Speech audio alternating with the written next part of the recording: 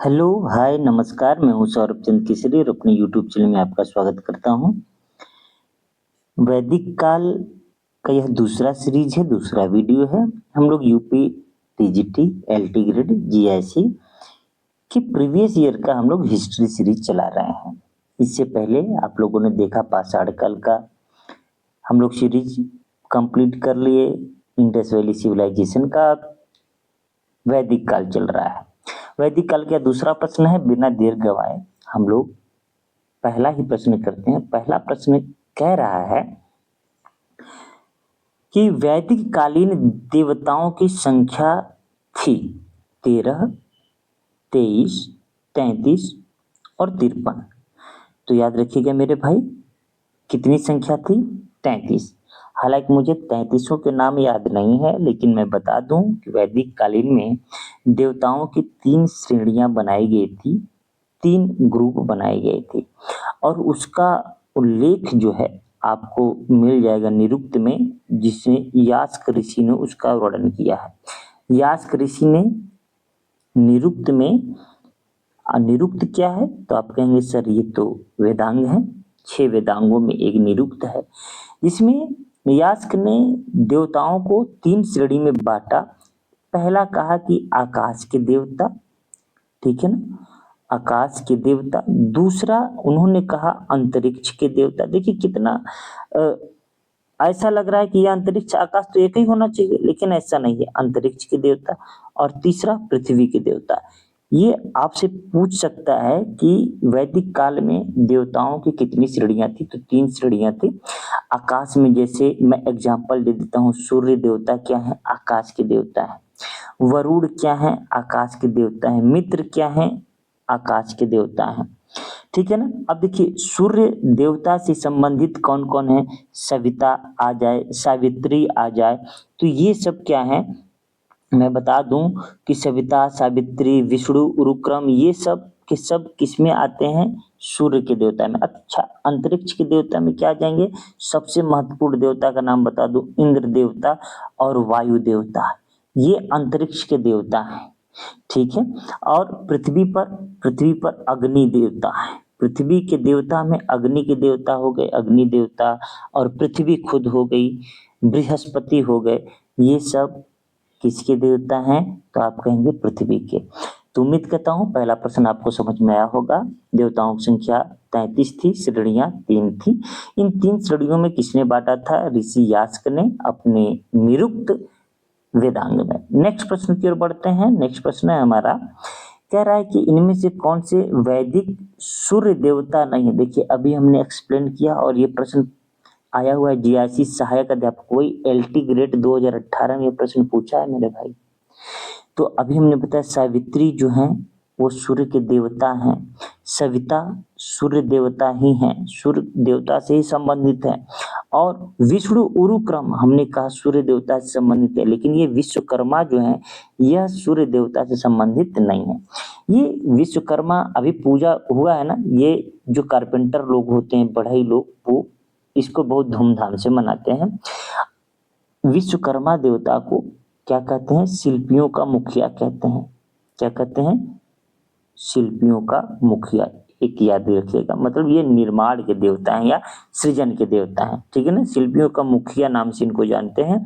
और विश्वकर्मा को किस चीज का देवता मानते हैं? तो हम कहते हैं कि सृजन का देवता। आपको पता होगा कि जब सुदामा जी अपने कृष्ण जी के यहाँ जाते हैं, तो अपने मित्र कृष्ण के यहाँ जाते हैं, तो ये कहानी है, चाहे आप इसे मिथ भी मान सकते हैं, जो है मैं थोड़ा सा बता दे रहा हूँ। तो जब सुदामा जी जाते हैं कृष्ण के यहाँ, तो उनकी गरीबी देखकर बहुत व्यथित होते हैं, तो वो मुट्ठी के चावल खाते हैं और उनको दान देते रहते हैं।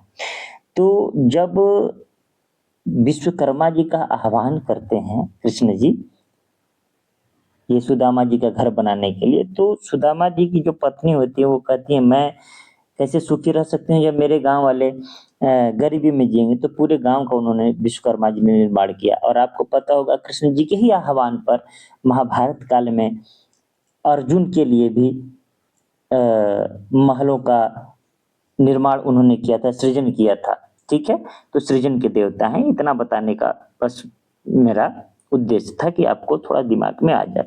युद्ध का प्रारंभ मनुष्यों के मस्तिष्क में होता है।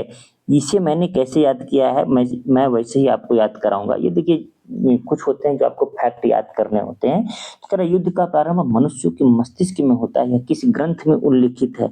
ऋग्वेद, सामवेद, अथर्ववेद, मुंडक उपनिषद। तो मेरे भाई अथर्ववेद में है। मैंने कैसे याद रखा है, देखिए मैंने अथर्ववेद को अर्थ समझ लिया। अर्थ माने पैसा, धन दौलत। और जब मनुष्य पैसा कमा लेता है, अर्थ उसके पास हो जाता है, तो जानते हैं उनका दिमाग खराब हो जाता है, मस्तिष्क क्या हो जाता है, खराब हो जाता है। लड़ाई झगड़ा के बारे में सोच लेते हैं क्या कि कोई क्या ही कर लेगा, मैं सबको खरीद लूंगा, है ना। मेरे गांव में तो जब झगड़ा करते हैं ना, जिनके पास थोड़ा बहुत पैसा है तो कहते क्या है, भोजपुरी में देखो, हम लोग भोजपुरी वाले हैं, तो वो क्या कहते हैं, मार हुई, अब मारब चल दे चौका घाट। चौका घाट का मतलब समझते हैं, वहां सेंट्रल जेल है बनारस में। तो ये जब पैसा कमा लेता है लोग ना, तो उनका दिमाग खराब हो जाता है। मैं ऐसे ही जोड़ जाड़ करके याद रखता हूँ। अथर्ववेद को अर्थ समझ लिया। अब ये कभी नहीं मुझे भूलेगा कि अथर्ववेद में ही यह कहा गया है कि युद्ध का प्रारंभ मनुष्यों के मस्तिष्क में होता है। क्लियर है? ठीक है, नेक्स्ट प्रश्न की ओर बढ़ते हैं। कह रहा है, वेदों के काव्यात्मक हिस्से को क्या कहा जाता है? ब्राह्मण कहा जाता है, अरण्यक कहा जाता है, संहिता कहा जाता है, या उपनिषद कहा जाता है? तो याद रखिएगा मेरे भाई, उसे हम संहिता कहते हैं। क्या कहते हैं? संहिता। संहिता का अर्थ क्या होता है? उसका अर्थ ही होता है कि वेदों के गेय पदों से। उनका अर्थ क्या होता है संहिता का? मैं वो बता देता हूँ। वेदों के गेय, गेय मतलब समझते हैं, गेय मतलब गाने वाला, पदों से, उसका अर्थ ही है इतना पद। कभी पूछ दे संहिता का अर्थ क्या है, वेदों के गेय पदों से। क्लियर है? इसमें कोई दिक्कत? वेदों में क्या होता है भाई, सूक्त होते हैं, प्रार्थनाएं होती हैं, मंत्र होता है। तो काव्यात्मक भाग को हम क्या कहते हैं? संहिता कहते हैं। वेदों का अन्य नाम क्या है? श्रुति है। आपको यह याद ही होगा। तो हम लोग आगे बढ़ते हैं। नेक्स्ट प्रश्न है हमारा। नेक्स्ट प्रश्न कह रहा है कि वेदों को कहा जाता है वेदांत, दर्शन, ध्वनि उच्चारण या व्याकरण? तो ऑप्शन यहाँ पर सी हो जाएगा, ध्वनि उच्चारण। क्या हो जाएगा? ध्वनि उच्चारण। वेदों को क्या कहा जाता है? ध्वनि उच्चारण। देखिए जब आप डिटेल में पढ़ेंगे, आप कोई भी एंशियंट हिस्ट्री लेकर के एक बार पढ़ जाइए। किताब के चक्कर में बहुत मत पढ़िए कि हमें सौरभ चौबे का ही पढ़ना है, पीएन पांडे का ही पढ़ना है। मतलब आप किसी एक किताब को लीजिए, आप उसको पूरे मन से पढ़ जाइए, फिर एमसीक्यू लगाइए प्रीवियस ईयर का। अच्छा, प्रीवियस ईयर किससे लगाएं? तो देखिए मार्केट में बहुत सारी किताबें हैं। सबसे चर्चित क्या है, जो टीचर भी कहते हैं, तो घटना चक्र का, या तो घटना चक्र का ले लीजिए, या तो यूथ कंपटीशन का ले लीजिए। देखिए यूथ में गलती कहीं कहीं मिल जाएगा, लेकिन ऑप्शन में गलती मिलेगा, आपको एक्सप्लेनेशन में गलती नहीं मिलेगा। नंबर ऑफ क्वेश्चन इसमें ज्यादा मिलेंगे, ठीक है ना। इसमें भी नंबर ऑफ क्वेश्चन ठीक ठाक हैं और एक्सप्लेनेशन भी अच्छा है। इसलिए आप किसी एक एमसीक्यू जो कि प्रीवियस ईयर का हो, उसे आप जरूर लें। थियरी पढ़ने के बाद एमसीक्यू जरूर लगाएं। तो यहाँ ध्वनि उच्चारण वेदों को कहा जाता है। ठीक है, कोई दिक्कत? अच्छा, क्यों कहा जाता है भाई? क्योंकि वेदों को श्रुति कहा जाता है। और श्रुति मतलब सुन करके हम उसे याद करते हैं। तो याद कैसे करते हैं? जब कोई ध्वनि उच्चारित करता है, जब कोई बोलता है, उसको जब उच्चारित करता है तभी तो हम सुनते हैं। ठीक है, तो इसलिए वेदों को ध्वनि उच्चारण कहते हैं, श्रुति कहते हैं, अपौरुषेय कहते हैं, अर्थात जो पुरुषों के द्वारा लिखा गया नहीं है। तो नेक्स्ट प्रश्न की ओर बढ़ते हैं मेरे भाई। नेक्स्ट प्रश्न है हमारा, कह रहा है वेदों को कहा जाता है, तो अभी हमने बताया श्रुति कहा जाता है। क्या कहा जाता है? श्रुति कहा जाता है। वेदांत किसको कहते हैं जानते हैं? वेदांत हम उपनिषद को कहते हैं। क्यों? क्योंकि इसका सबसे अंत में क्या किया गया था? रचना किया गया था। वेद धन अंत वेदांत, वेदों के अंत में उपनिषद की रचना की गई थी, इसलिए उपनिषद को वेदांत कहते हैं। ठीक है ना। ये वेदों के अंतर्गत नहीं आते हैं, वैदिक साहित्य के अंतर्गत नहीं आते हैं, पढ़ चुके हैं। वेदांग क्या होते हैं? वेदों को समझने के लिए वेदांग की रचना की गई, इनकी संख्या 6 है। आगे बढ़ते हैं मेरे भाई। नेक्स्ट प्रश्न है हमारा, कह रहा है कि निम्नलिखित में से कौन से ग्रंथ वेदों या श्रुतियों के अंग नहीं थे? अभी अभी हम लोग पढ़ चुके हैं, फिर भी ऑप्शन है संहिता, ब्राह्मण, ब्राह्मण ग्रंथ, ठीक है ना, उपनिषद और पुराण। और आपको पता है कि ये पुराण नहीं थे, वेदों के अंग नहीं थे। पुराण हुए, श्रुति हुए, ये सब वेदों के अंग नहीं है। महाभारत, रामायण, ये सब वेदों के अंग नहीं है। क्लियर है? आगे बढ़ते हैं। देखिए रिपीटेड प्रश्न है, रिपीट भी हो रहा है, इसलिए आपको अच्छे से एमसीक्यू लगा करके ही जाना है एग्जाम में। और एक बार से देखिए कुछ नहीं होता है, मैं तो कहता हूँ जितना आप पढ़े हैं आप उसी को मल्टीपल टाइम रिवाइज कीजिए, ठीक है। युद्ध के लिए ऋग्वेद में किस शब्द का प्रयोग हुआ है? जैसे युद्ध के लिए हम किस शब्द का प्रयोग पढ़े हुए हैं ऋग्वेद में? क्या वर्मन का पढ़े हैं, गविष्ठी, बलि या वज? तो याद रखिएगा, जहां पर भी गविष्ठी दिखे उस पर टिक लगा दीजिए। गविष्ठी का अर्थ क्या होता था? युद्ध। युद्ध के लिए ऋग्वेद में गविष्ठी शब्द का प्रयोग किया गया है, ठीक है। कोई दिक्कत इसमें? देखिए अगर आप डिटेल में पढ़ करके एमसीक्यू लगाएंगे तो हमारे दिमाग में क्या होता है, वो अस्थाई हो जाता है ज्ञान। कुछ महीनों के लिए तो निश्चित रूप से अस्थाई हो जाते हैं, ठीक है ना। अच्छा, इस गविष्ठी का अर्थ क्या होता है मेरे भाई? तो मैं वो भी बता देता हूँ। गविष्ठी का अर्थ गाय से संबंधित है, ठीक है ना। तो इसका अर्थ है गायों की खोज करना। गायों की क्या करना? खोज करना, ठीक है ना। गायों की खोज करना किसका अर्थ होता है? गविष्ठी का अर्थ होता था। याद रखिएगा, पहले गायों के लिए भी युद्ध होता था। जिसके पास जितने अधिक गाय होते थे वो उतना अधिक समृद्धशाली माना जाता था। और आपको पता है कि ऋग्वेद में गाय के लिए अघन्या शब्द का प्रयोग हुआ है। अघन्या का मतलब आप समझते ही हैं कि न मारे जाने योग्य, ठीक है ना। बहुत महत्वपूर्ण यह प्रश्न है, अघन्या वाला कई बार पूछा हुआ है। कोई दिक्कत? आगे बढ़ जाएं। देखिए नेक्स्ट प्रश्न की ओर बढ़ते हैं। हम लोग 15-15 ही क्वेश्चन करेंगे भाई, ताकि आप भी बोर ना हो। वैदिक काल में किस पशु को अघन्या माना गया है? अधन्या लिखा है लेकिन अघन्या होता है, तो मुझे लगता है कि आपको ये रटा गया होगा। अभी एक्सप्लेन हमने किया, गाय आंसर इसका होगा मेरे भाई। क्लियर है? आगे बढ़ जाते हैं। नेक्स्ट प्रश्न है हमारा, 16 संस्कारों में उपनयन संस्कार किस क्रम पर आता है? ये देखिए कितना महत्वपूर्ण है। अब इसके लिए तो हमें 16 के 16 संस्कार याद होने चाहिए। चूड़ाकर्म संस्कार, जिसको मुंडन संस्कार कहते हैं, है कि नहीं। उपनयन संस्कार, मतलब बहुत से संस्कार होते हैं जिसमें से 16 संस्कार होते हैं। उस 16 संस्कार में उपनयन संस्कार सबसे महत्वपूर्ण है, जो कि 11वें स्थान पर आता है। मैं इसको ट्रिपल स्टार लगाता हूँ, क्योंकि कई बार यह सवाल पूछा गया यूपी पीसीएस में भी, टीजीटी में भी देख लीजिए, और वनडे एग्जाम में भी। तो 16 संस्कार में जब भी आपसे पूछे कि उपनयन संस्कार किस नंबर पर आता है मेरे भाई, तो आप कहेंगे कि यह आता है 11वें नंबर पर। जैसे कि अगर मैं 11वें संस्कार की बात करूं तो ये याद रखिएगा, गृह सूत्र है, ठीक है ना। क्या है? गृह सूत्र। गृह सूत्र में उल्लेखित है 16 संस्कारों की। कितने संस्कारों की? 16 संस्कारों का उल्लेख कहाँ मिलेगा? तो आप कहेंगे गृह सूत्र में मिलेगा। जैसा कि मैंने कहा कि पहला जो होता है गर्भाधान संस्कार। गर्भाधान, हालांकि 16 मुझे इस समय याद नहीं है, मैं 16 लिख नहीं पाऊंगा। जैसे कि गर्भाधान संस्कार मैंने बताया था, अभी बता दिया हूँ। चूड़ाकर्म संस्कार हमको याद है, बता दिया। उपनयन संस्कार बता दिया। चूड़ाकर्म इसलिए बोल दे रहा हूँ कि वो भी 8वें नंबर का है, ठीक है ना। चूड़ाकर्म, देखिए मुझे याद नहीं है, आप अगर डिटेल में पढ़े होंगे तो होगा, क्योंकि पूरा चीज एग्जैक्ट याद हो जाए इतना भी नहीं है। हम लोगों को क्या होता है कि एग्जाम के आधार पर के आता है तो टिक लग जाता है। सबसे महत्वपूर्ण क्या है? उपनयन संस्कार 11वें स्थान पर है। गर्भाधान पहला है, इसलिए याद रखना है। मुझे याद है चूड़ाकर्म 8वें नंबर पर, और सबसे लास्ट वाला जो मुझे याद है वो है अंत्येष्टि। क्या है मेरे भाई? अंत्येष्टि, इसके अलावा याद नहीं है और याद करना भी मैं नहीं चाहता। देखो इतना में एग्जाम में अगर बन जाएगा तो ठीक, नहीं तो क्या करेंगे। ठीक है, गर्भाधान पहला है, लास्ट वाला अंत्येष्टि है।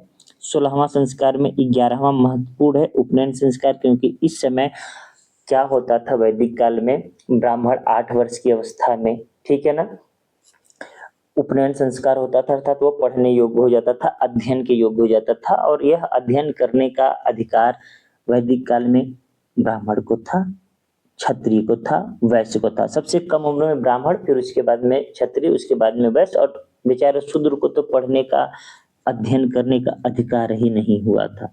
ठीक है, तो नेक्स्ट प्रश्न की ओर बढ़ते हैं। नेक्स्ट प्रश्न है हमारा, कौन शिक्षा से संबंधित नहीं है? उपनयन, समावर्तन, ब्रह्मचर्य, सीमांतोन्नयन। उपनयन संस्कार तो शिक्षा का पहली ही पीढ़ी है, तो उपनयन तो होगा ही होगा। ठीक है ना, याद रखिएगा, उपनयन भी शिक्षा से संबंधित है, ब्रह्मचर्य भी शिक्षा से संबंधित है। क्यों संबंधित है? जब आप पढ़ेंगे तो 4 आश्रम का उल्लेख मिलेगा ऋग्वैदिक काल में ही, जो कि जाबाली उपनिषद में आपको मिल जाएगा चारों। ठीक है ना, और उसमें आप पहला जो पढ़ेंगे 0 से 25 वर्ष ब्रह्मचर्य है।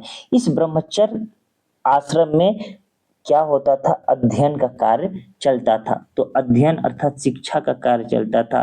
फिर उसके बाद में आता था गृहस्थ आश्रम 25 से 50 साल के बीच में, फिर उसके बाद में 50 से 75 में वानप्रस्थ, और 75 से 100 के बीच में संन्यास आश्रम चलता था। तो ये दोनों तो कन्फर्म है। और एक है समावर्तन, याद रखिएगा, ये शिक्षा से संबंधित है मेरे भाई। शिक्षा से संबंधित कौन सा नहीं है? तो याद रख लेना है आपको, इसमें समांतोन्नयन, यह शिक्षा से संबंधित नहीं है। उम्मीद करता हूं इतना आपको समझ में आ गया होगा। इस तरीके से हम लोग आगे बढ़ते हैं। नेक्स्ट प्रश्न है हमारा, कह रहा है कि वैदिक युग में कौन सी सामाजिक कुप्रथा प्रचलित नहीं थी? तो आप याद रखिएगा, मैंने पहले वीडियो में एक्सप्लेन किया था कि क्या क्या कुप्रथा प्रचलित नहीं थी। आपको पता है कि सती प्रथा प्रचलित नहीं थी, आपको पता है पर्दा प्रथा प्रचलित नहीं थी, बाल विवाह प्रचलित नहीं थी। वहां पर एक अच्छाई मैंने बताया था कि विधवा पुनर्विवाह प्रचलित था। तो हम कहेंगे ये तो प्रचलित था ही नहीं, ये भी प्रचलित था ही नहीं, ये भी प्रचलित था ही नहीं, और इसमें दिया है नहीं वाला ही। इसमें तो एक से अधिक आंसर आ रहे हैं और ऑप्शन 4 है। और आप यह भी जान लीजिएगा कि जो बहुपत्नी प्रथा था, ये कुछ स्थानों पर ही था, कुछ जगहों पर ही केवल उल्लेख मिलता है। यह एक कुप्रथा थी। तो यहाँ पर प्रचलित नहीं थी की जगह क्या होना चाहिए था? कौन सी कुप्रथा प्रचलित थी? इस तरीके से होता तो ऑप्शन जो होता हमारा बहुपत्नी प्रथा, यह आंसर हो जाता।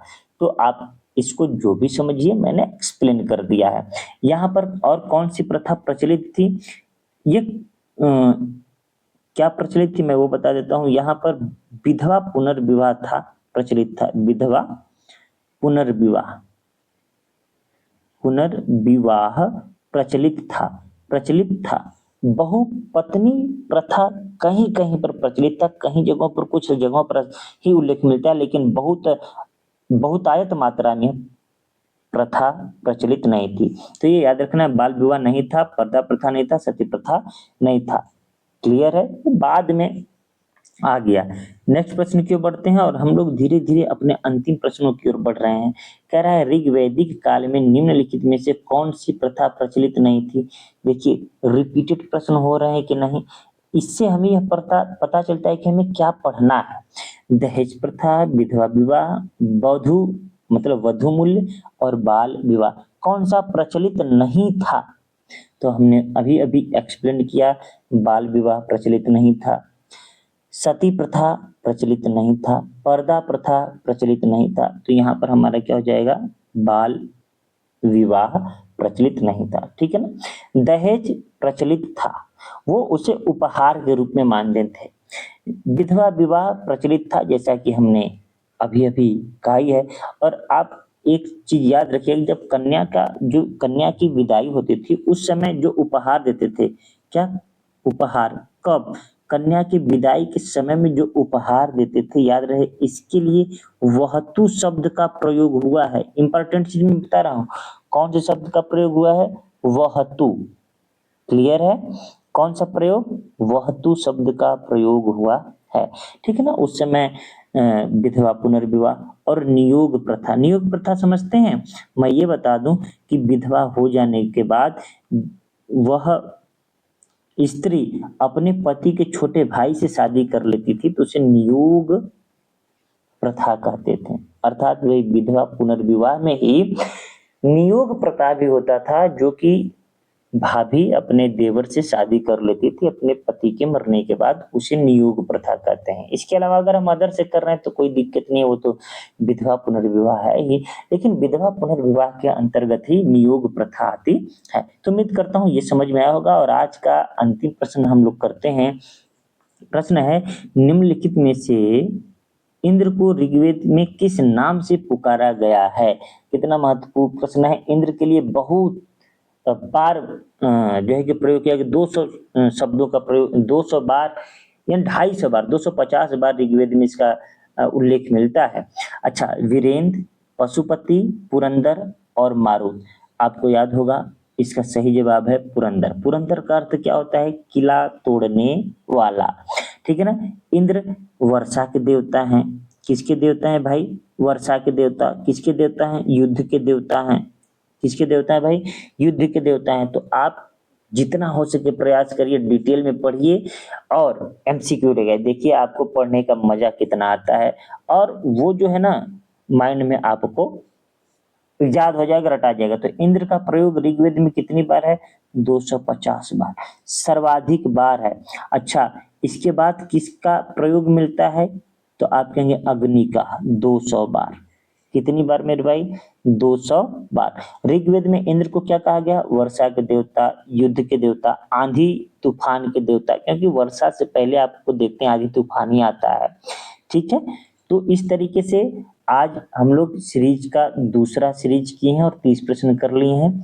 मैं बार बार यही रिक्वेस्ट करता हूं, अगर सीरीज अच्छा लग रहा है तो चैनल को जरूर सब्सक्राइब कीजिए, सपोर्ट कीजिए भाई। मिलते हैं नेक्स्ट वीडियो में, तब तक के लिए नमस्कार।